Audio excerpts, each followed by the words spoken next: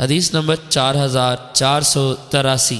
حضرت عائشہ رضی اللہ عنہا سے مروی ہے، فرماتی ہیں کہ جنگ خندق کے دن حضرت سعد بن معاذ رضی اللہ عنہ کو قریش کے ایک شخص نے تیر مارا اور اس شخص کا نام ابن الارقہ تھا۔ یہ تیر آپ کے بازو کی ایک رگ میں لگا۔ رسول اکرم صلی اللہ علیہ وسلم نے حضرت سعد رضی اللہ عنہ کے لیے مسجد میں خیمہ لگوا دیا اور آپ وہیں قریب سے ان کی عیادت کرتے تھے۔ جب رسول اکرم صلی اللہ علیہ وسلم غزوہ خندق سے واپس تشریف لائے تو ہتھیار اتار کر غسل فرمایا۔ اتنے میں حضرت جبرائیل علیہ السلام حاضر ہوئے اور وہ اپنے سر سے غبار جھاڑ رہے تھے۔ انہوں نے کہا، آپ نے ہتھیار اتار دیے، اللہ کی قسم ہم نے ہتھیار نہیں اتارے، ان لوگوں کی طرف روانہ ہو۔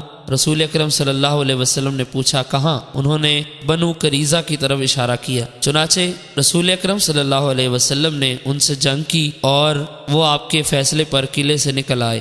رسول اکرم صلی اللہ علیہ وسلم نے فرمایا، میرا فیصلہ یہ ہے، ان میں سے لڑنے والوں کو قتل کر دیا جائے، ان کے بچوں اور عورتوں کو گرفتار کیا جائے اور ان کے مالوں کو تقسیم کیا جائے۔